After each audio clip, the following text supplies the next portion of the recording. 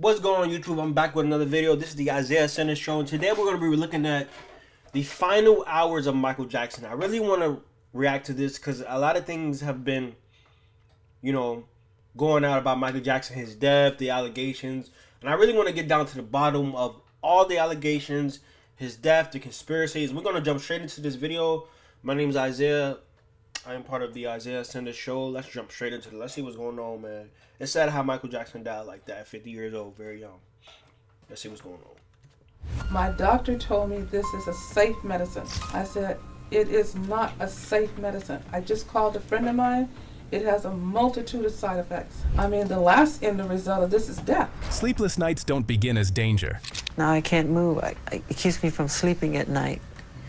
I can't sleep at night. They begin as routine sedation, quiet rooms, and a body forced to rest while something inside quietly breaks. Outside, a comeback. Is that Fabio Jackson or am I tripping?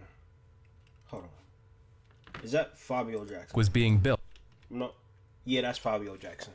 They playing, bro. Forced to rest while something inside quietly breaks. Outside, a comeback was being built, but inside, sleep had turned into chemicals instead of recovery. Michael Jackson was a drug addict, and he was a master at manipulation because I was manipulated by Michael. I did not enable him. Each dose pushed deeper into dependency, where time blurred and control slipped unnoticed. And in one unguarded moment, everything shifted from treatment into emergency. Yeah. Sleepless final decline. Michael Jackson's final weeks were defined by a severe and worsening sleep crisis unfolding. Unable to sleep naturally, his bedroom turned into a makeshift medical setup filled with oxygen tanks and IV lines overseen by his personal doctor, Dr. Conrad Murray. Every night followed a desperate rising routine. Sedatives, Valium, lorazepam, and midazolam were given. Oh my goodness, he was on all these drugs. That's fucking sad. One after another, but real sleep never arrived. By morning, exhaustion had further worsened, intensified by the heavy pressure of preparing for his This Is It comeback tour. My final show performances in London. Jackson's solution was propofol, a strong surgical anesthetic he referred to as milk, which he asked for when everything else failed again. Medical experts later explained that propofol does not create real sleep. It instead causes coma-like unconsciousness, leaving the brain without genuine recovery. Some specialists suggested he may have gone almost 2 months without any restorative sleep. What was meant to be nightly recovery had become nightly sedation. The line between sleep and chemical unconsciousness had effectively disappeared completely. So I want to let's address this, man. Let's be real, bro. I think Michael Jackson started using drugs hard way before he died, right? I believe after the Pepsi incident with his hair, that's when he started using drugs heavy, bro. I think Michael Jackson been using sleeping meds, painkillers for at least decades, at least 3 decades, right? I'm not saying that Michael Jackson is a habitual drug addict, like he wants to be on drugs. I think Michael Jackson was on drugs because he down there needed it. He was in pain. He's the greatest entertainer in the world. He's performing. He's on all this eccentric stuff. So like he needed pain. He needed sleep. So I think over time he started getting all these medications and he got addicted to them though. But I don't think he's a habitual drug addict. I think it was because he actually was in pain, you know what I mean? And he became addictive to it. You know, it's sad, bro. That whole Pepsi incident is a whole nother incident. I don't even think Michael Jackson was supposed to be there that day, bro. If that's my opinion, man. His body appeared at rest, but the damage quietly accumulated until it could not take any more. Now it's time for today's topic. Take a look at this image showing a man who looks similar to Michael Jackson wearing a white tank top and appearing very emotional, with tears on his face and messy shoulder-length hair. The room is dimly lit, making the scene feel even sadder. In the bottom corner of the image, a timestamp reads June 25th, 2009, 11:22 a.m., which has caught the attention of many people online. However, the story behind it caught quite a lot of attention, and some believe it's just a hoax. Right. What do you think about this picture? Let us know in the comments.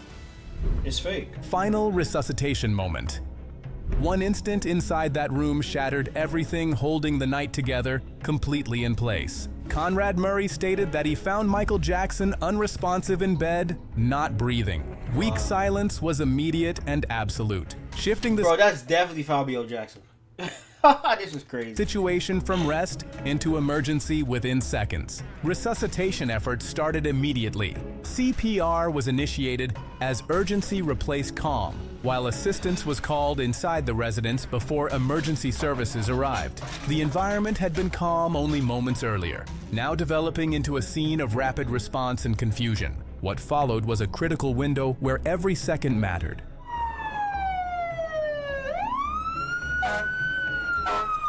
Emergency protocols were activated, but the gap between collapse and full medical response became a central focus of later inquiries thereafter examined. The surveillance footage from Michael Jackson's home was automatically overwritten by the digital security system, which was programmed to loop and overwrite data every 24 hours. Because the LAPD initially only copied a 4-minute clip focusing on his arrival, the subsequent hours of footage were lost to the system's automatic loop before the case was treated as a homicide. Despite continued efforts to restore life, the situation progressed beyond recovery, marking the start of intense... For me, it definitely was a homicide or at least manslaughter.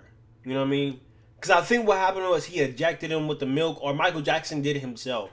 That Michael Jackson wasn't even supposed to be on that medication, bro. That wasn't even a sleeping medication. The medication literally made you unconscious, bro. It put you in a coma state. What type of... Who gives somebody that, bro? That shit is crazy, bro. Intensive resuscitation attempts that ultimately failed thereafter. Mansion medical tragedy. Inside the Holmby Hills mansion, Michael Jackson spent his last night trapped in a relentless and tragic cycle unfolding. Sleep never came naturally, and the medical interventions intended to help only worsened the crisis further. At 1:30 a.m., Dr. Conrad Murray gave Valium, hoping to settle the night then. It didn't work. Over the following hours, 2 doses of lorazepam and midazolam were administered in succession, each attempt stronger than last, yet none brought rest. By 7:30 a.m., Jackson remained fully awake and visibly distressed. Another dose of midazolam was given, further straining a body already pushed to its limit. At 10:40 a.m., still unable to sleep, he asked for propofol, his milk, and a 25 milligram dose was administered. The flow of air into Michael Jackson's lungs have just turned off the propofol infusion. What followed between 10:50 a.m. and noon grew murky. Communication inside the home became inconsistent, and conflicting accounts clouded the timeline considerably. Through it all, one truth remained clear. Natural sleep never arrived that night. Only escalating doses, tightening dependency, and a system that had long since crossed the boundary between medicine and dangerous overreach. Bro, my thing is, why would you give somebody that many drugs, bro? Like, what was Dr. Conrad thinking, bro? I know he went to jail. He only went to jail for a couple of years. They gave him like a manslaughter charge, but like, bro, you get Lamotrigine, bro. That's a powerful drug, bro. Plus the drug that make you unconscious. Why would you do that? This stuff don't make no sense for me. That's why I think conspiracy theories are real sometimes, bro. Because why would you give that man that many drugs? He gave him 4 different drugs in one day. These are not like melatonin. These are powerful drugs, bro. Like, this stuff is crazy, bro. Pronouncement moment.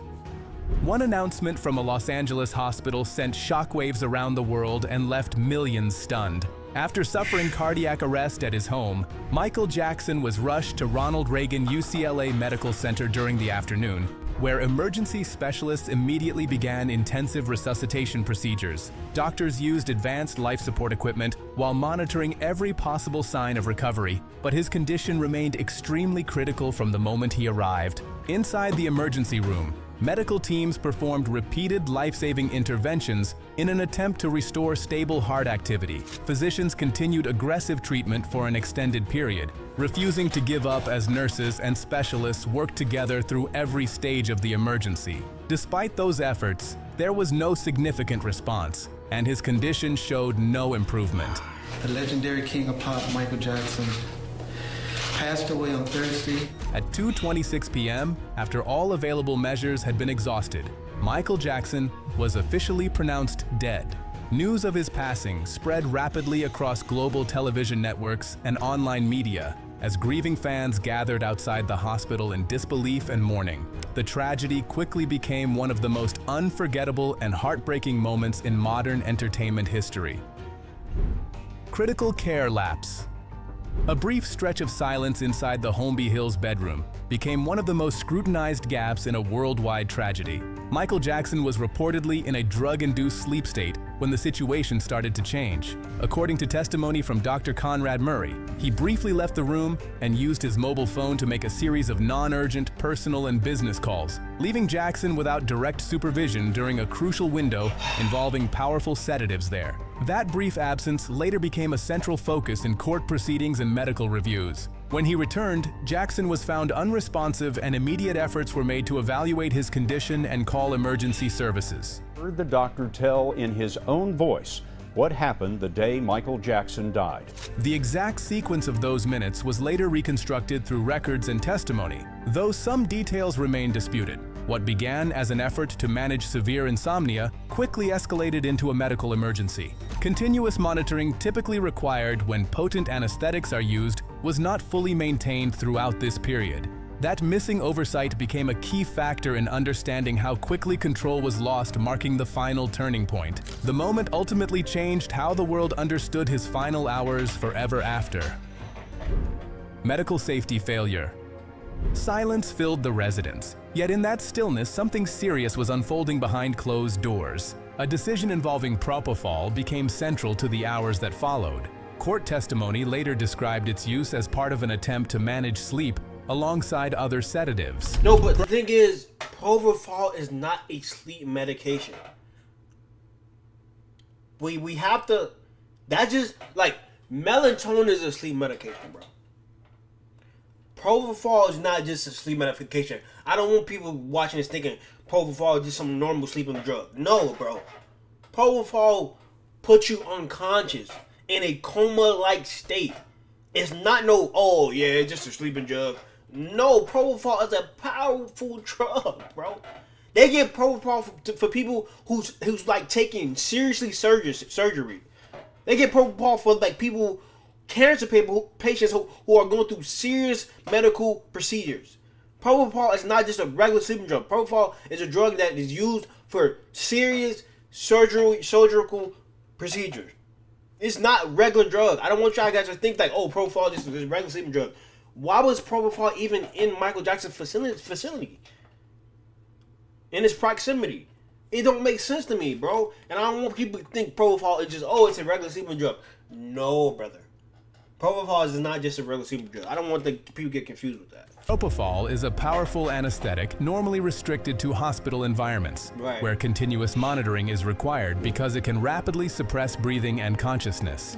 Despite this, it was reportedly administered in a bedroom setting without full clinical safeguards.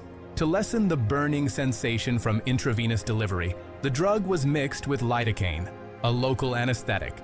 However, the necessary monitoring equipment and hospital-grade support systems were not in place as standard medical protocols demand. Dr. Conrad Murray stated dosing was intended to be carefully adjusted to Jackson's condition.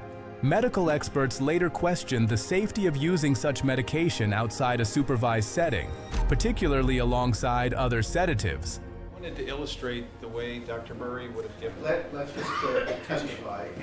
This polypharmacy approach, combining benzodiazepines with an anesthetic, significantly increased risk of respiratory depression. The room remained quiet, yet medically unstable. What occurred there later became a major focus of investigation, highlighting how easily standard medical safety can be completely dismantled outside a controlled clinical environment. Involuntary manslaughter verdict. A courtroom filled with testimony ultimately became a legal case that reshaped public discussion around medical responsibility and the care of high-profile patients.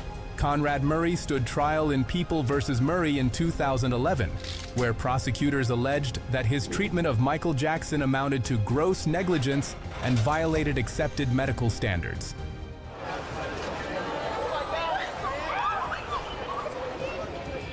Medical experts testified that multiple breaches of proper care occurred, including the administration of propofol inside a private residence without essential monitoring equipment such as EKG devices and pulse oximeters.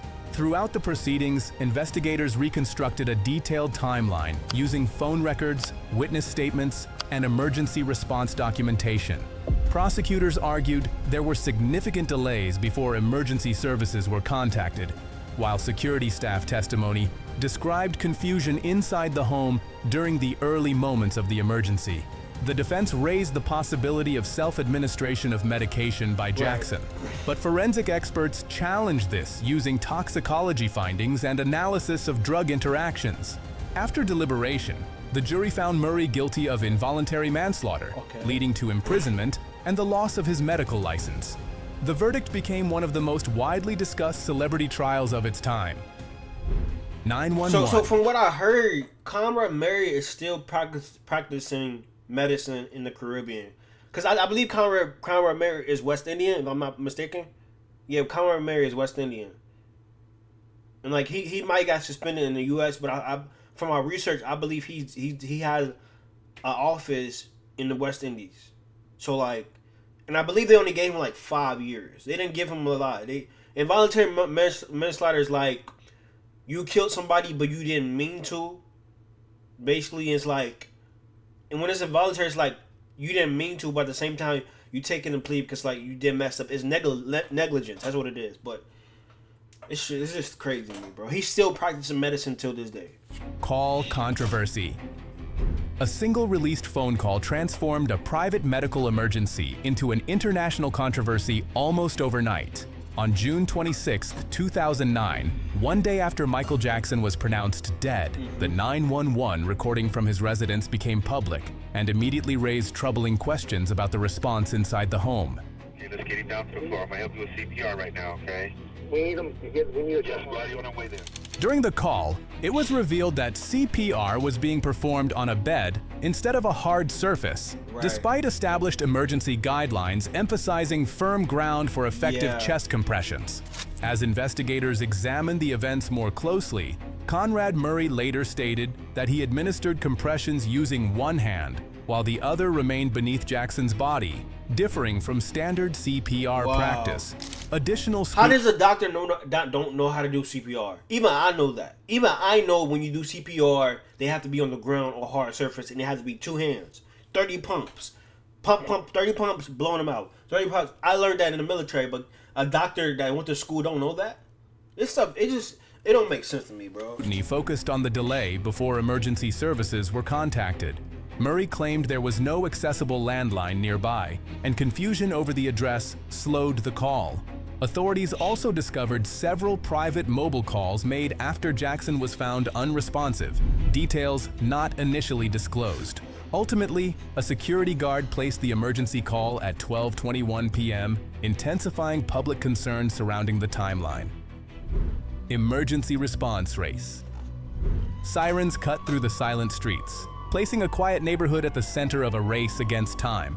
Michael Jackson was attended by paramedics at roughly 12:26 p.m., soon after the emergency call from the residence.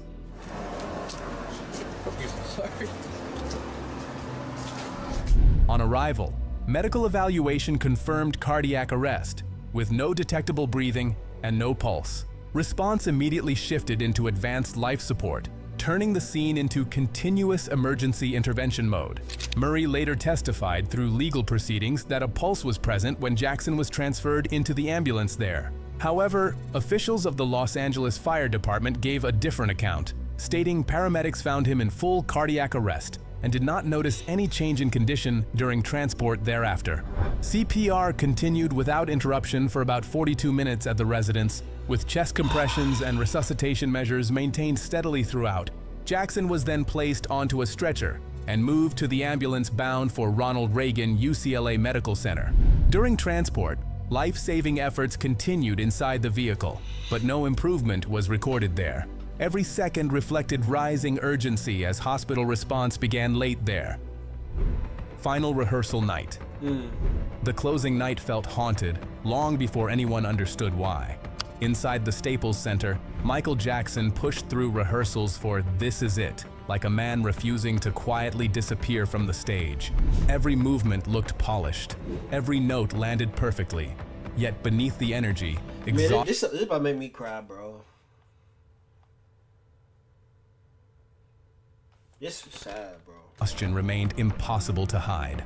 On June 24th, 2009, rehearsals stretched past midnight. You know what's crazy about like his last rehearsal? He looked really tired, bro. Like his last rehearsal that last night before he passed away, you could just tell like he didn't want to do the tour, bro. In my opinion, I don't believe Michael Jackson wanted to do that tour, bro. I believe he was forced to do that tour by these big execs, Sony, whatever you want to call them. And they, bro, it's sad, bro. That's sad, bro. Like,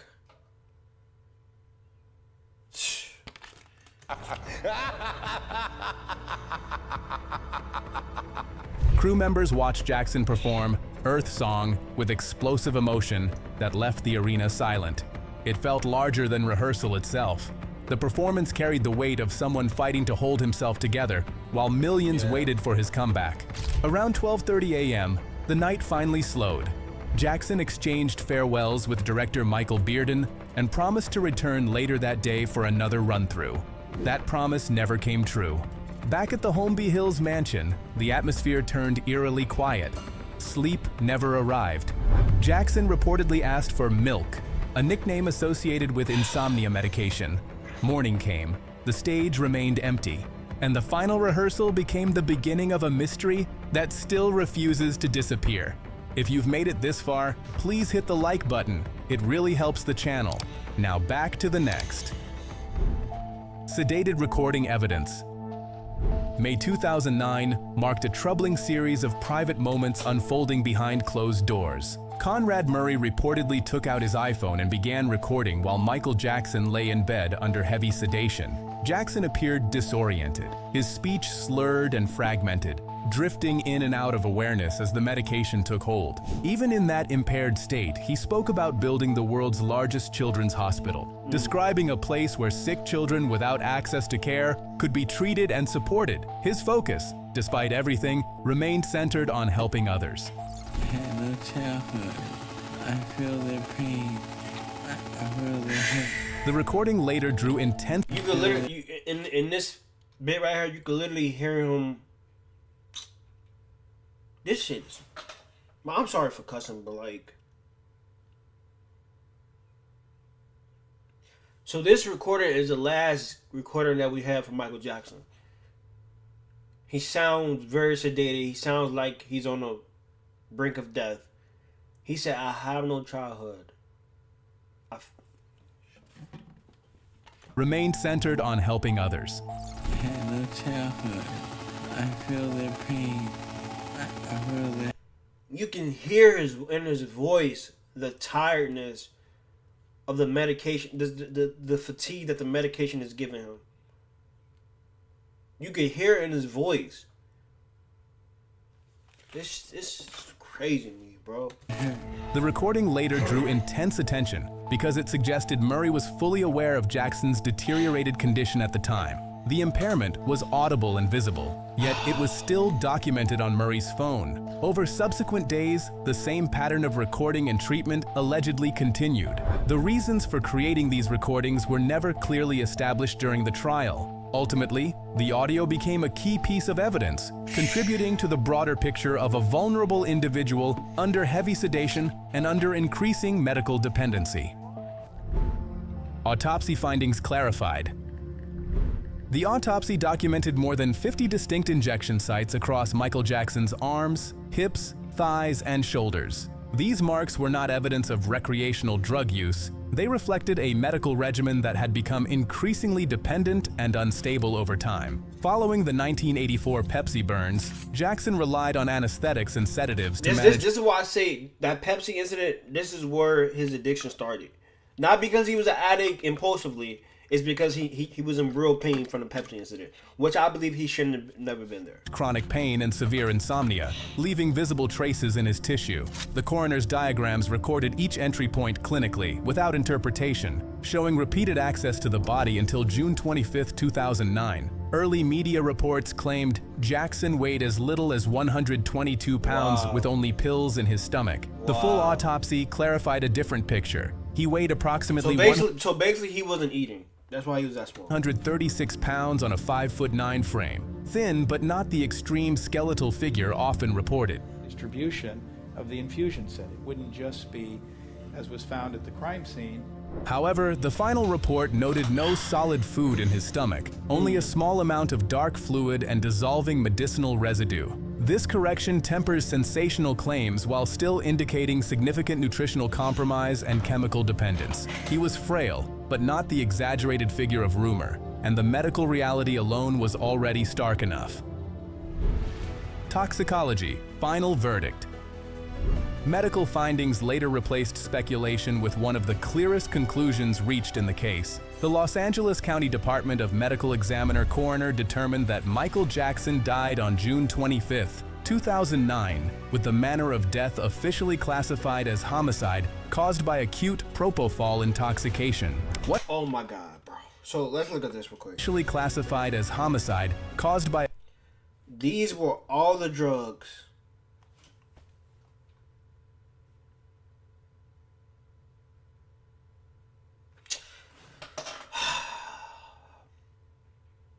This is really sad. Let me take my time, bro.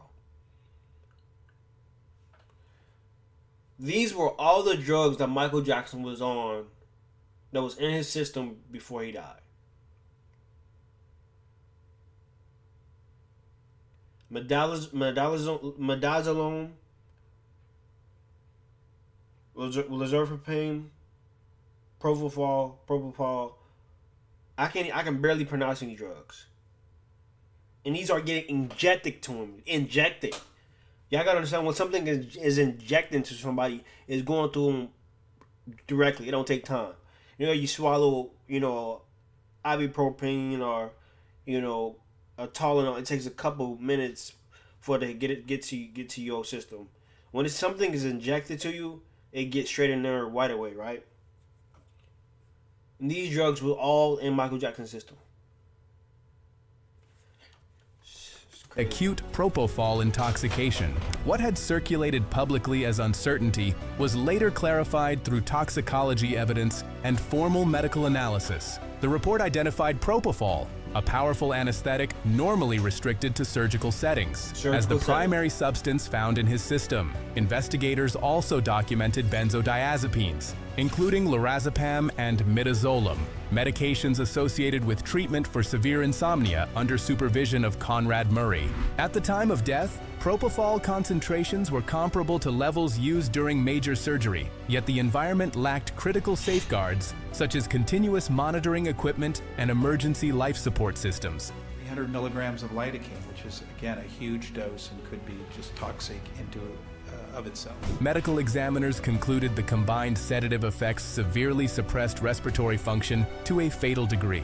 Ultimately, investigators determined the death was not caused by a natural medical condition, but by a drug-related fatality occurring outside a controlled clinical environment where powerful anesthetic medications had been administered without required medical safeguards.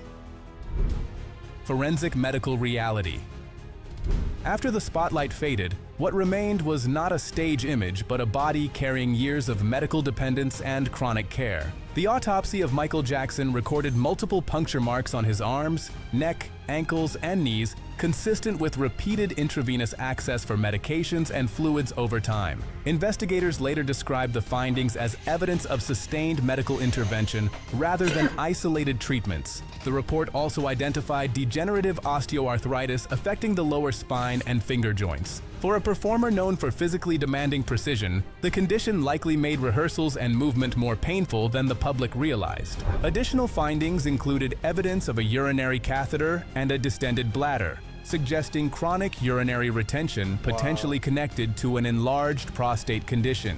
Medical experts noted the catheter was primarily used to manage incontinence during prolonged periods of heavy sedation, when medications reportedly left him unable to wake or use the restroom normally. Taken together, the medical evidence portrayed a life heavily supported by clinical care behind closed doors, with chronic pain and treatment routines existing beneath the performance identity and public image.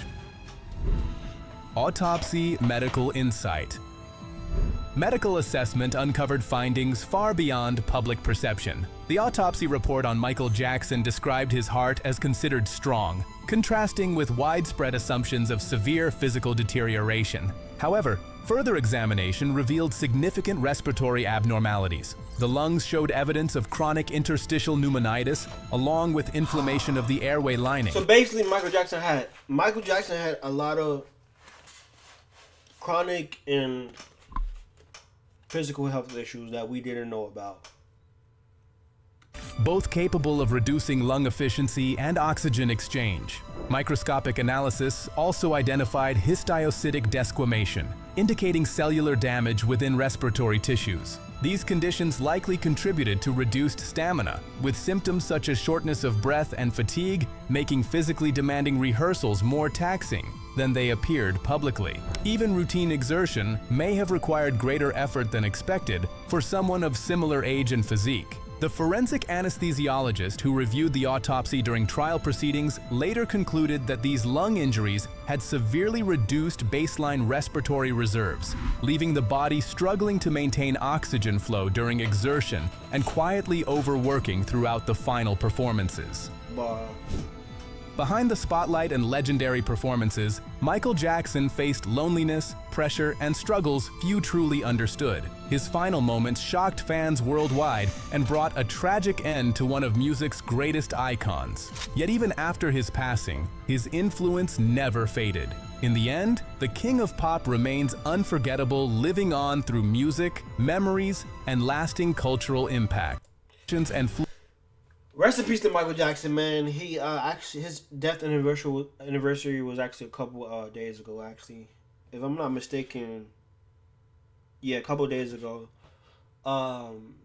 This whole situation with Michael Jackson dying and like him being on all these medications, I feel like it was handled very egregious. Like, you know, like the whole situation. Him, Propofol, as the video spoke about, Propofol is a anesthesia surgery medicine. Propofol is not a sleeping medication.